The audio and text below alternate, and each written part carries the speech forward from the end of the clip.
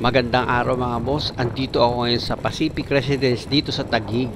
Ang problema, nag-DIY yung aking customer dahil nga sa yung preno niya raw dito sa likuran ng sasakyan niya, matagal na at kailangan na raw palitan. Kaya ang ginawa niya, siya na mismo yung nag-DIY para magpalit ng preno or brake shoe dito sa sasakyan niya. Yun lang mga boss, after niyang magawa, lumalim yung brake pedal niya at yung handbrake niya hindi na gumagana. Ang problema, madalas busy ako kaya ilang araw ding natenga itong sasakyan niya. Pero ngayon libre na ako, ito na mga boss, pinuntahan ko na si customer. Kaya sa mga nagdi-DIY dyan, panoorin nyo ito mga boss para makakuha kayo ng idea kung saan kayo pwede magkamali. Gaya ng nangyari kay customer na totally humina yung preno niya. Ito na mga boss, yung sasakyan, yung kulay puti, yan. Medyo may kaunting preno pa naman, kaya lang hindi na pwedeng pangmalayuan. At bago ko simulan yung trabaho, dito muna ako mag-check up sa handbrake niya. Dahil nga ayon kay customer, wala na raw kagat itong handbrake niya. Tingnan nga natin mga boss, silahin ko nga. Ito, nakakambyo lang? Oh, ba't yun itong handbrake mo?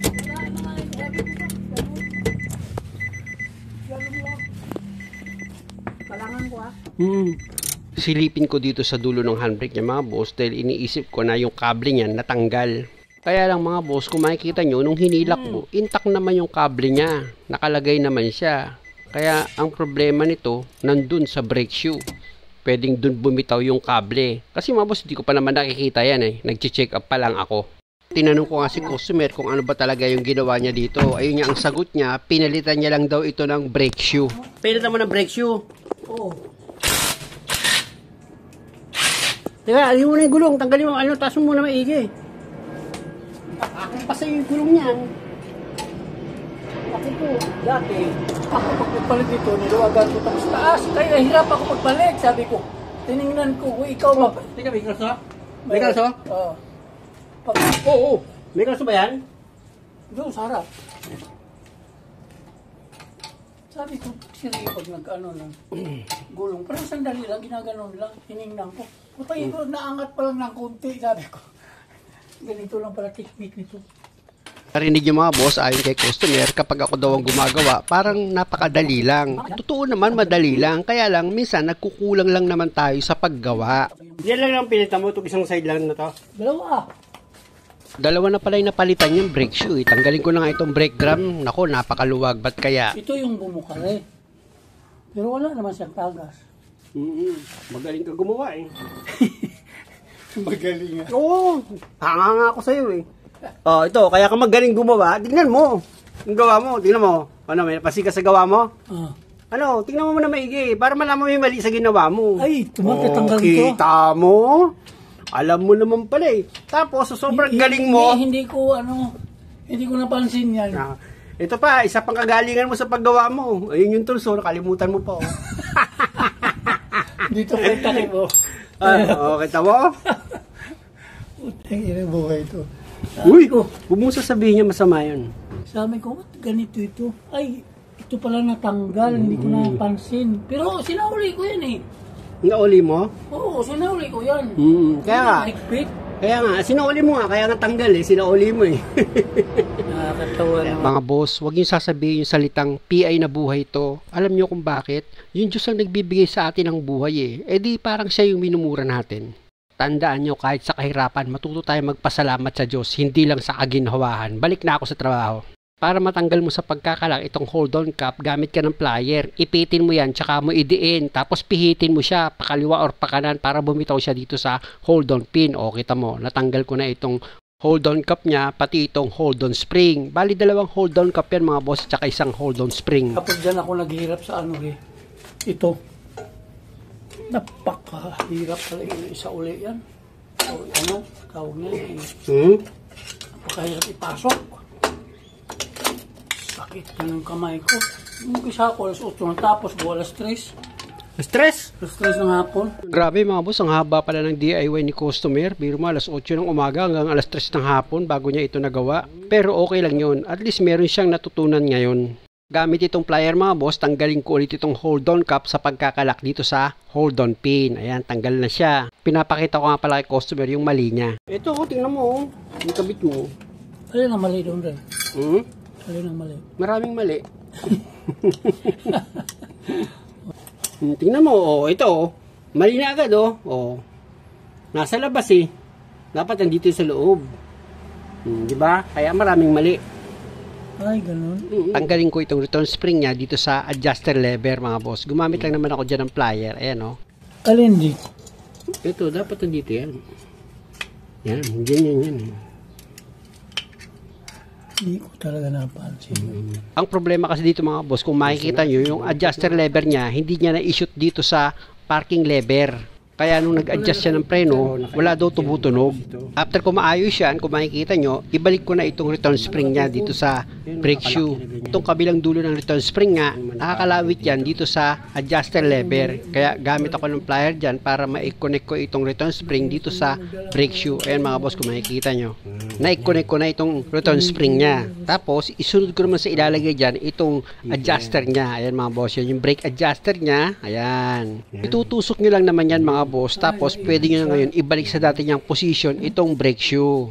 Importante mga boss, pag ibinalik nyo na itong brake shoe, dito sa taas mga boss, sa wheel cylinder niya, dapat yung brake shoe nakaguide yan dito sa piston. Ayan o. Tapos dito naman sa baba, dapat nakaguide din yan dito sa anchor niya. Ayan o. Pinatong ko na, di ba?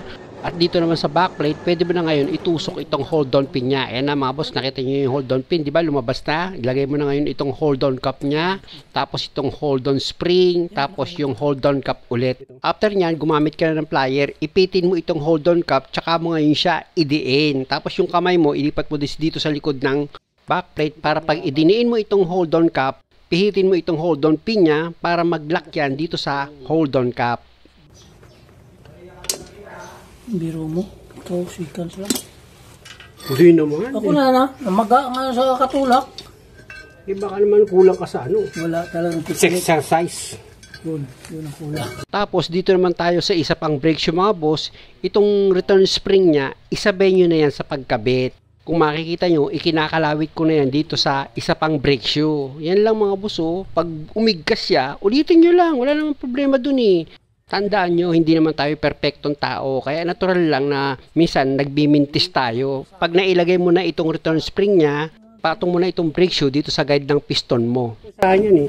O tiyo, humahawakan para makita mo ng buo. Oh. Video mo na ka. Binibidyoan niya. Te. Hello po. Sabi ko kulang lang to sa exercise eh. Kaya nga eh, totoo yan. Dagdag ka pa dyan. Kaya hindi siya makuha eh. Sabi niya, bakit ba ito si Bossing Gray? Para soft touch lang sa kanyang Ayun dyan. niya oh, ginagagan lang oh. Oh. Diba? Tapos sabay mo din sa ilalim. Ilalim. So, tingnan mo yung ginagawa ko kasi huwag ko muna hawak ng hawak. Oh, yan. Mamaya mapalis yan eh. Oh, yan. Ganyan na. Tapos, dito sa ilalim. Oh. Ano ba hirap doon? Oh, ayos na. Oh, talaga oh. Pasensya na boss, talagang yung kaalaman ko hanggang doon lang siguro pa. Minsan nakakaligtaan natin yung ano, dilipat mo lang sa ganun. O dito naman tayo sa brake shoe para mag-lock yan. Siyempre, ilagay mo muna yung hold-on pin, tapos itong hold-on cup niya, tapos yung hold-on spring, tapos yung finally, itong hold-on cup niya ulit. Siguraduhin yung mga boss dito sa butas ng hold-on cup, nakasentro itong hold-on pin para hindi kayo mahirapan sa paggawa. Dapat kasi itong pinaka hold-on pin niya, ayun ang maayos ang pagkakalagay mo, hindi yung salpak lang ng salpak. Nangangalawit nga ako dyan, sabi ko, wala naman to. Pahirap. Tapos tutulak mo yan. Pagkatulak mo, lagyan mo ng konti pesa, pihit na malakas. Diba? Hindi yung gagamitan mo siya ng lakas. May technique lahat. See? Ikaw talaga. Tapos, ano pa naging problema mo? Yung handbrake, diba? O, di mag-a-adjust ka ngayon dito.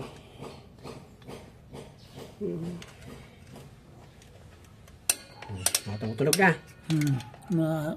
Na-adjust ko ayaw tumunog, sabi ko yung problema ito. Dati, na-adjust ko ayaw tumunog. Ayaw. Yung pala, sa kakapersa ko siguro kayo mamaluktot. Tigil ko muna yung pagkaka-adjust mga boss. Ilagay ko muna itong drum brake niya. Parang naalala ako yung hirap niya, dinanas ko, tapos gano'n lang pala ang pagawa. Nagpakahirap ka, tapos gano'n lang pa kasi. Si Dahil sa maluwag pa itong pagkaka-adjust ko ng preno, hugutin ko ulit itong brake drum. Pero bago ko i-adjust ulit itong preno, check upin ko muna itong handbrake cable niya kung naka-guide siya. At dahil sa naka-guide naman mga boss, gamit ulit itong flat screw niya, mag-a-adjust muna ulit ako. Tandaan nyo mga boss, sa pag-adjust ng preno, hindi pwedeng dito sa side na ito mahigpit, tapos sa kabilang side maluwag. Hindi pwede yung ganon. Dapat pilitin yung maging parehas ang pagkaka-adjust nyo. Hindi man ma-perfect, malapit sa katotohanan. O ilagay ko na ulit itong brake drum niya. Sa paglagay naman itong brake drum mga boss, tandaan nyo, wala lang sa sentro yan, kaya medyo mahirap ilagay. Pero pag na-sentro na siya, di ba, pasok na. At dahil sa okay na ito mga boss, pwede ko na ngayon ilagay itong gulong. Sa paglagay naman ng gulong mga boss, baka naman dyan pa kayo magkamali. Yung mga nut niyan, siguraduhin yung maayos yung pagkakahigpit nyo para sa bandang uli, walang problema. At dahil sa okay na ako dyan mga boss, mahigpit na yung mga tornilyo. O lipat naman ako dito sa kabilang side. Importante kasi mga boss na dito sa kabilang side, ma-check up ko rin yan. Para maipakita ko na rin kay customer kung saan siya nagkamali. Parang sa susunod na gagawin niya itong sasakyan niya, matuto na siya. Kumbaga, malaman niya kung saan siya nagkamali at nagkulang. Ayan na mga boss, nakita nyo naman, natanggal ko na itong gulong. Ipwesto ko muna itong camera, tapos gamit itong ball hammer. Haluin ko itong brake drum niya nang makalug siya at madali ko nga matanggal itong brake drum. Ayan mga boss, tanggal ko na itong brake drum. At yun nga mga boss, kung makikita nyo, bagong-bago itong brake shoe ni customer. Pero sa pagkakagawa niya dito sa kabilang side, okay naman, perfect naman. Wala naman akong nakitang mali mga boss dito sa gawa ni customer. Okay naman yung kabit dito. yung nasa kabila, parang may doon nakaproblema ako. Kaya lang yung adjustment mo ng preno, malayo. Kaya mag-a-adjust. Sa pag-adjust nga ng preno mga boss, gaya ng sinabi ko, importante na ang pagkaka-adjust nyo dun sa kabilang side, pati yung pagkaka-adjust nyo dito, halos hindi siya nagkakalayo. Hindi nga pwede yung sa side na ito, masikip yung preno, tapos sa kabilang side, maluwag. Hindi pwede yung ganon. Isa pa yung napansin ko dito mga boss, itong brake shoe na nabili ni customer, nako po, napakapangit, tapos napakamahal. Kaya nga kung makikita nyo, ayan yung ikinukomento niya sa akin ngayon. Hindi, ito, brake shoe. Oo, ito, wala pa higa. Ang pangit niyan. Ang pangit ng ganyan. Dapat yung pag ganun din, paayon din. Wala eh. Mumurahin lang yung binigay sa'yo na yun eh. Magkano nga hanggang? Ano yan eh, power mo? Ha? 1.8? Yung 180, yung 1.7. 1.8 ang pagkakabili ni customer dito sa brake shoe niya. Natawaran niya naging 1.7. Kaya lang ang problema mga boss, yung forma ng brake shoe niya, hindi pa ayon yung forma ng lining niya, kundi pa halang. Pangit yun mga boss eh, yung guhit-guhit, may guhit-guhit na nakahiga. Nakakagasgas yun ng brake drum. Ilagay ko na nga itong brake drum niya mga boss, kaya lang medyo malubog pa rin, kaya uhugutin ko ulit itong brake drum, tapos mag-a-adjust ulit ako. Kailangan kasi mga boss, sa pag-adjust nga, gaya na sinasabi ko, dapat balanse. Hindi pwedeng maluwag sa kabila, dito masikip, hindi pwede yung ganoon. Kaya kung makikita nyo, talaga sinisigurado ko sa pag-adjust ng preno. Ito na mga boss, na-adjust ko na siya ulit, tapos ibalik ko na ngayon itong brake drum niya. Ayan o, kung makikita nyo, medyo masikip ko na siyang nailagay. Kaya ang susunod kong gagawin dyan mga boss, check upin ko muna itong handbrake niya. Hilahin ko muna yan para malaman ko kung nagbago na ba itong adjustment ng handbrake ni customer. Ganun lang naman mga boss sa paggawa. Hindi naman kayo masyadong mahihirapan. O ito mga boss, buksan ko na itong pintuan niya dito sa driver side, tapos hilahin ko na itong handbrake ni customer. Yan na mga boss o. Hihila mo. Diba? Sino niya? Kanina wala eh. Meron na. Oh, hihilahin mo. May ako mag-testing. Ito. Okay na to. Tingnan si Oscar. Oscar, bakit ganun ginawa mo? Alam niyo mga boss, sa nakita ko paggawa ni customer dito sa sasakyan niya, maayos naman sana. Kaya lang ang problema, hindi siya nag-troubleshooting, hindi na siya nag-check up. Kumbaga, nawala na agad siya ng pag-asa. Hindi mo na hinanap yung problema, talagang nagpa-rescue ka na. Kasi, sabi ko, baka lumala pa ito. Ayan, baka mamaya, pumaltos yun sa labas. Nakakadisgrasya pa. Sa bagay, bikatwira naman si customer, pero sa susunod, kaya mo na yan. Muli mga boss, maraming salamat sa panonood. Sana sa bawat video na ginagawa ko, lagi kayo nakakakuha ng idea. At kung maaari, huwag niyo naman sanang kalimutang mag-subscribe sa channel ko. Kung pwede, palike na rin. Maraming salamat.